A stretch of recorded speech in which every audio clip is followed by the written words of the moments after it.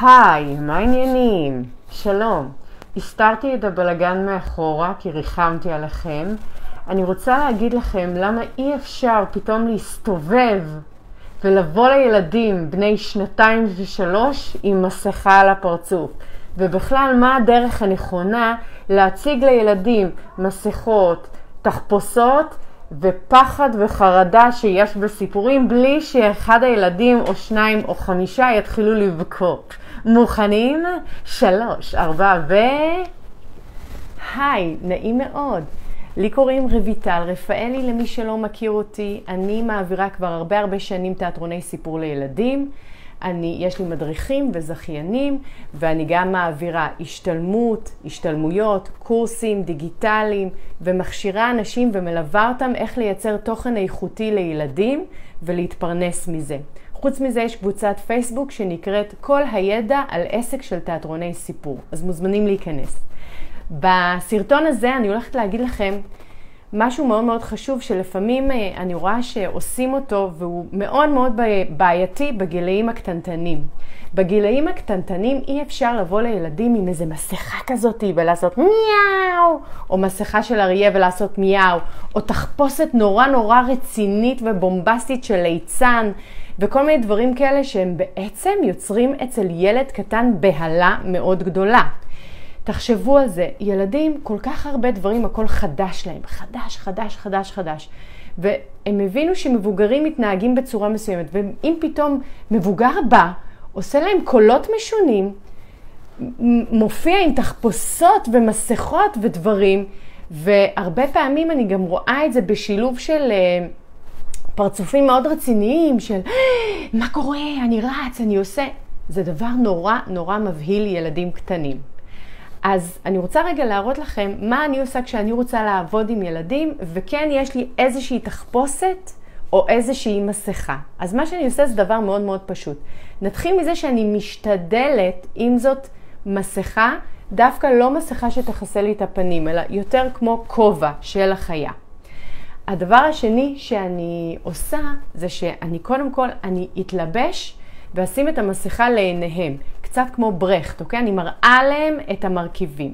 אני נגיד אלבש את התחפושת לעיני הילדים, והכל בתיווך. אז אני אראה לכם למה הכוונה. אני אגיד, מי יודע מה זה? מה זה? נכון? זו מסכה של חתול. אז אני לוקחת את המסכה, ואני 3, 4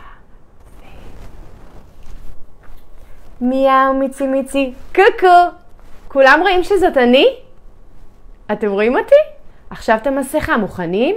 3, 4 מיהו מיצי קוקו.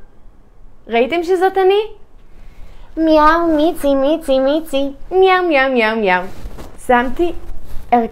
שמתי מסכה של חתול.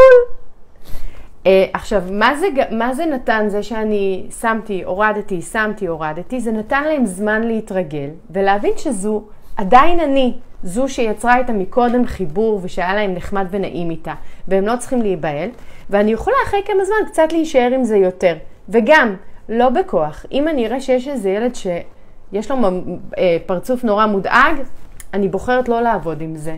כי אני מעדיפה שיהיה להם כיף, נעים ונינוח מאשר שיהיה לי מסכה.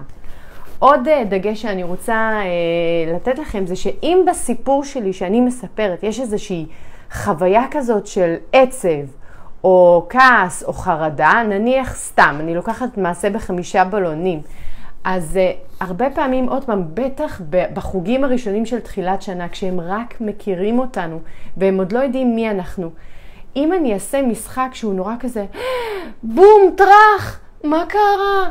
הבלון התפוצץ, הבלון נקרע. זה טיפה מבהיל. תחשבו שאם אתם לא מכירים אותי ואתם ישר רואים אותי עושה מין כל מיני כאלה, זה מפחיד. זה מה שעובר על הילדים.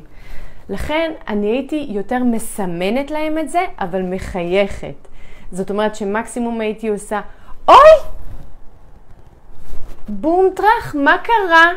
מה קרה ילדים? הבלון התפוצץ, הבלון נקרע.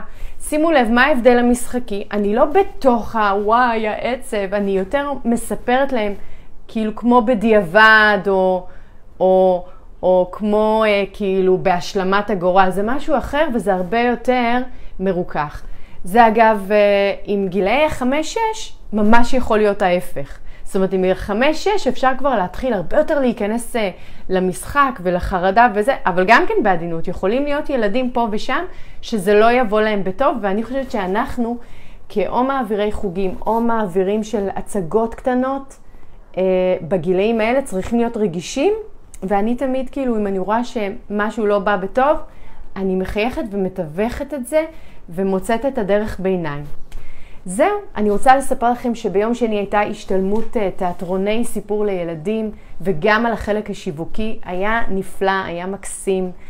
דיברנו לדעתי איזה 3 שעות. זה עשה לי תיאבון, ואני חושבת שבנובמבר תהיה עוד השתלמות.